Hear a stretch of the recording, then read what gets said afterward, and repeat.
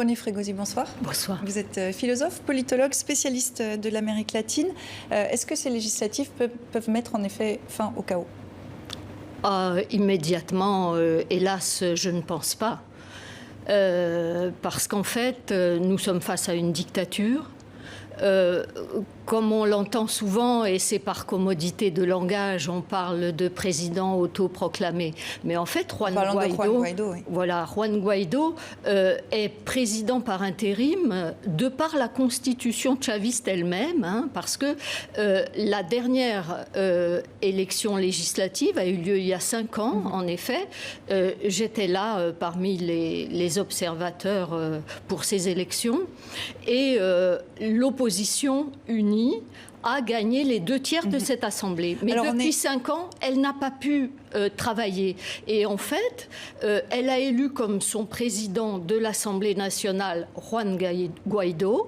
Et il est, de par la Constitution, président par intérim parce que les dernières présidentielles étaient totalement illégitimes. Alors, on l'a vu, Juan Guaidó lance une consultation parallèle. Est-ce que c'est pour se redonner une légitimité ? Mais c'est-à-dire, la légitimité, il l'a, à vrai dire. Il est en perte de vitesse quand même, il a moins d'influence. Non, mais comment... Il est moins soutenu par l'étranger, peut-être ? Ah non, il est tout à fait soutenu, au contraire, de plus en plus par l'étranger. Ces 5 dernières années, l'opposition unie, elle est très diverse, l'opposition, mais elle est majoritairement de centre-gauche, centre-droit. Hein. C'est l'ancienne démocratie chrétienne et 3 partis membres de l'Internationale socialiste qui forment les partis d'opposition. Et donc, cette opposition est aujourd'hui reconnue comme légitime par l'Union européenne, par l'OEA, l'Organisation des États américains, et par la France aussi. Juan Guaidó est reconnu comme le président intérimaire par la France.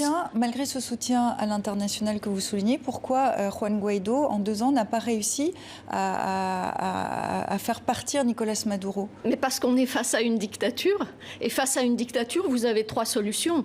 2 solutions militaires qui sont absolument pas envisageables, c'est-à-dire une force armée extérieure qui chasse la dictature, comme on l'a vu pendant la Seconde Guerre mondiale. Hein. Des grandes dictatures sont tombées grâce à des forces extérieures. Ça n'est pas envisageable, heureusement. Les scénarios militaires ont été très vite écartés. Mais il pourrait y avoir un coup d'État éventuellement militaire, mais soutenu par des civils, mais apparemment ça ne se fait pas. Et la 3e solution, c'est celle-là à laquelle aspire l'opposition, c'est-à-dire une sortie pacifique et négociée, ce qu'on appelle une transition à la démocratie. Mais pour ça, il faut que le gouvernement actuel, la dictature actuelle, accepte de négocier et de sortir pacifiquement. Nicolás Maduro est lui soutenu par la Chine et la Russie, et l'Iran. Et en fait, le Venezuela fait l'objet d'un bras de fer géopolitique. Est-ce que c'est ça le problème aussi ? Mais c'est ça le problème. Parce qu'en fait, ce pays, vous voyez, on ne connaît pas son histoire. C'est un pays qui a été très pacifique et très démocratique jusque entre les années 60, 70, 80. Hein. Donc, ce pays n'est pas connu par chez nous. Et en fait, on en parle parce qu'effectivement, vous avez raison, parce que se rejoue une espèce de guerre froide entre des puissances qui sont la Russie, l'Iran et la Chine, face à une soixantaine de pays que vous avez mentionnés. Un mot quand même pour terminer, pour conclure sur la population. L'inflation est folle, la pauvreté galopante, les Vénézuéliens fuient le pays. Cette élection de demain, ces législatives, est-ce que vous diriez que c'est le cadet de leurs soucis ? Oui, mais en plus, d'une part, je pense que, étant donné qu'il y a 5 ans, ils ont donné la majorité des 2/3 à l'opposition, les Vénézuéliens ne soutiennent pas majoritairement le pouvoir actuel de Maduro. Donc, ils ne vont pas aller voter massivement. Et en plus, c'est une misère, mais c'est une crise humanitaire, mais gravissime, que vit effectivement, on l'a évoqué dans le...